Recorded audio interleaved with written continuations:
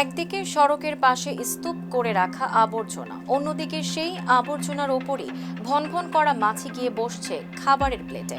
তবুও প্রতিদিন সেই খাবার খেয়েই ক্ষুধা মেটাচ্ছেন শত শত পথচারী, শ্রমজীবী মানুষ ও দূরপাল্লার যাত্রীরা। সরেজমিনে ঢাকা চট্টগ্রাম মহাসড়কের কুমিল্লার চৌদ্দগ্রাম বাজার এলাকায় দেখা যায় কাঁচা বাজার ও বাসাবাড়ির বর্জ্য সড়কের পাশে জমা করা হচ্ছে। বেলা 10টা-11টার আগে এসব বর্জ্য অপসারণ না হওয়ায় সেখানে তৈরি হচ্ছে মাছি, মশা ও নানা ধরনের জীবাণুর উপদ্রব। আর দুপুর গড়াতেই একই স্থানের আশপাশে বসছে ভাজা পোড়া, ফলমূল, শরবত ও মিষ্টির অস্থায়ী দোকান। খোলা অবস্থায় রাখা এসব খাবারের মাছি বসতে দেখা গেলেও ক্রেতাদের মধ্যে তেমন কোনো উদ্বেগ নেই। ট্রাক চালক, হেলপার, দিনমজুর ও দূরপাল্লার যাত্রীরা কম দামে সহজে পাওয়া যায় বলেই এসব খাবার কিনছেন। অনেকেই বলছেন ঝুঁকি জানলেও বিকল্পের অভাবে তারা বাধ্য। জীবন অবাক না করলে কে করবে? 28% মিল্ক ফ্যাটের অবাক করার সাথে ফ্রেশ মিল্ক পাউডার। জীবন অবাক করুক প্রতিদিন। খুব লোভনীয়, তবে এটা যে আমাদের স্বাস্থ্যের জন্য কতটা ঝুঁকিপূর্ণ এটা আমরা কল্পনা করতে পারবো না।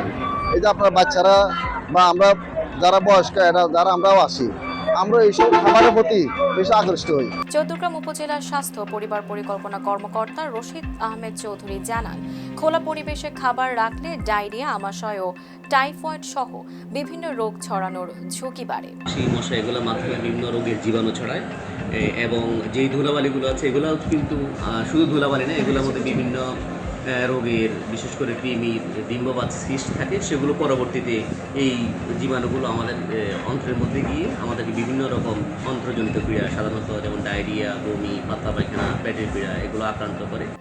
এদিকে উপজেলা নির্বাহী কর্মকর্তা শাহাদাত হোসেন জানিয়েছেন, ফুটপাত দখলমুক্ত করা এবং অবৈধ স্থাপনা অপসারণে দ্রুত ব্যবস্থা নেওয়া হবে। পাশাপাশি স্বাস্থ্যসম্মত পরিবেশ নিশ্চিত করতেও কাজ করা হবে।